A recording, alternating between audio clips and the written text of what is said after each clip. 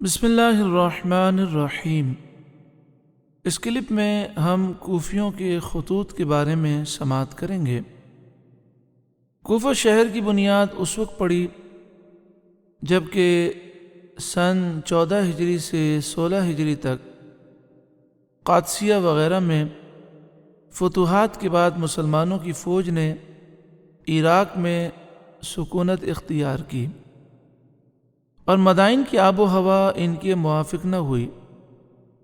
تو صحابی رسول حضرت سعد بن وقاص رضی اللہ تعالی عنہ کے حکم سے یہ جگہ تلاش کی گئی اور مسلمانوں کے لیے مکانات کی تعمیر ہوئی۔ پھر آپ 17 ہجری میں اپنی فوج کے ساتھ مدائن سے منتقل ہو کر یہاں مقیم ہوئے۔ اس طرح کوفہ شہر وجود میں آیا۔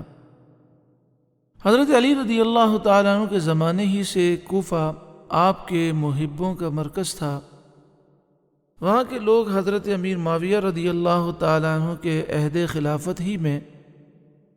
امام حسین رضی اللہ تعالیٰ عنہ کی خدمت میں تشریف آوری کی عرضیاں بھیج چکے تھے، مگر آپ نے صاف انکار کر دیا تھا۔ اب جب کہ کوفہ والوں کو معلوم ہوا کہ حضرت امیر معاویہ رضی اللہ تعالیٰ عنہ کا انتقال ہو گیا اور حضرت امام عالی مقام امام حسین رضی اللہ تعالیٰ عنہ نے یزید کی بیعت سے انکار کر دیا، تو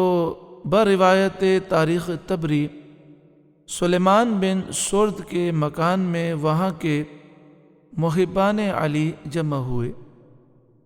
اور حضرت امیر معاویہ رضی اللہ تعالیٰ عنہ کے انتقال کا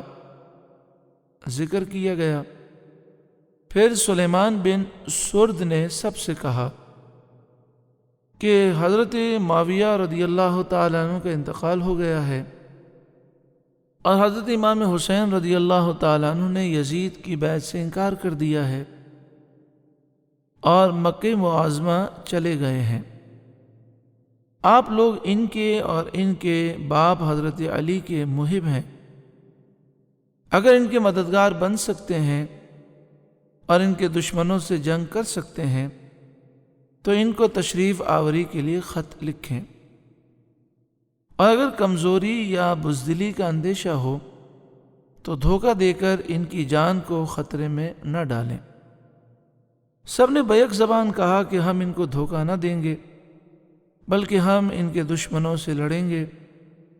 اپنی جانیں ان پر قربان کریں گے، کیسے بھی حالات ہو جائیں ہم امام حسین رضی اللہ تعالیٰ عنہ سے غداری نہیں کریں گے۔ چنانچہ پہلا خط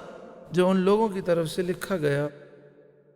اس میں حضرت امیر معاویہ رضی اللہ تعالیٰ عنہ کے انتقال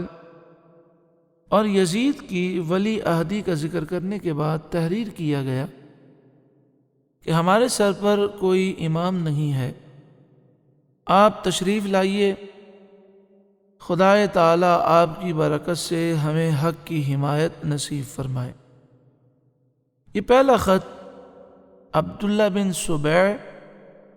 ہمدانی اور عبداللہ بن دال کے بدست روانہ کیا گیا، جو امام علی مقام امام حسین رضی اللہ تعالیٰ عنہ کی خدمت میں 10 رمضان سن 60 ہجری کو مکہ معظمہ پہنچا۔ اس خط کی روانگی کے بعد 2 ہی دن کے عرصے میں 53 عرضیاں اور تیار ہو گئیں، جو 1، 2، 3 اور 4 آدمیوں کے سگنیچر دستخط سے تھیں۔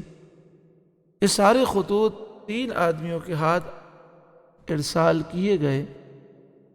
اس کے بعد پھر کچھ مخصوص لوگوں نے عرضیہ بھیجیں، خطوط بھیجیں، اور یہ سب یکے بعد دیگرے تھوڑے وقفے سے حضرت امام حسین رضی اللہ تعالیٰ عنہ کی خدمت میں پہنچ گئیں۔